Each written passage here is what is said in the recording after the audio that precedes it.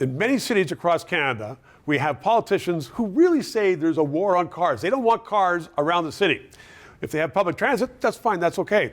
And in other cities, they are building bicycle lanes. Karen Stintz knows all about transportation. She was the head of the TTC, the Toronto Transit. She joins me right now because I want to put to you, there's so many streets in Toronto and other towns where it used to be 2 lanes, now it's down to 1 lane because there are bike lanes. And traffic is congested. Is this a design to have the war on cars won by those who don't like cars? Well, it's certainly there. I think the key question or the key word that you raised is design. And I don't think or is it just stupidity? So no design? I don't think there's any design, to be honest with you, because when I look at what's happened to our downtown core, it really is restricting the movement of cars and also of transportation vehicles, so people of aren't trucks. coming down anymore because either 1, you get mugged on the subway, or 2, you can't drive down anymore. Right. If you're on a bicycle, you can.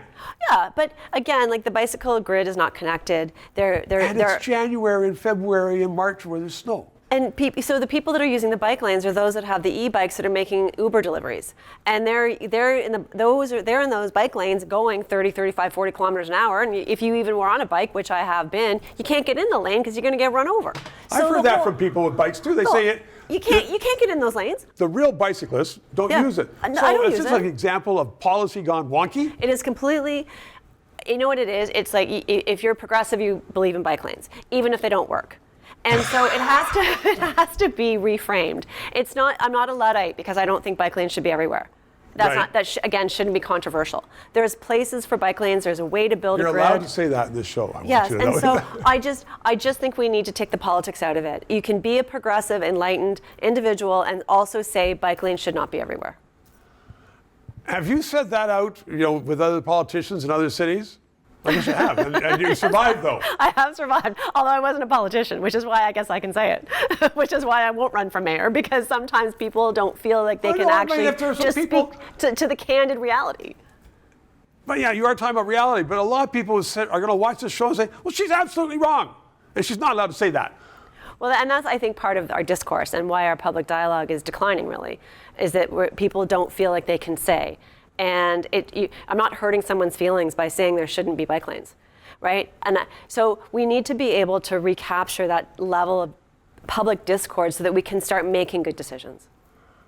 How are we going to recapture that without, the woke mob out there saying, you can't say that? Yeah, I think it is all of us need to just step up and remind ourselves that it's okay to have disagreements. It's okay to have debates. It shouldn't be personal. It can be issue-based. But if we're talking about issues, that should be open. It should be encouraged. And we should be able to have a disagreement, shake hands, and walk away for another day. Brilliant. Please run for office again. Karen Stintz, 3 minutes. Justin Trudeau is now on the record as saying that social media is destabilizing. And he wants to bring in censorship to determine what can be put on and not on social media. That is wrong. Please support this station. And please add your address so I can write you a letter and thank you for supporting freedom of speech.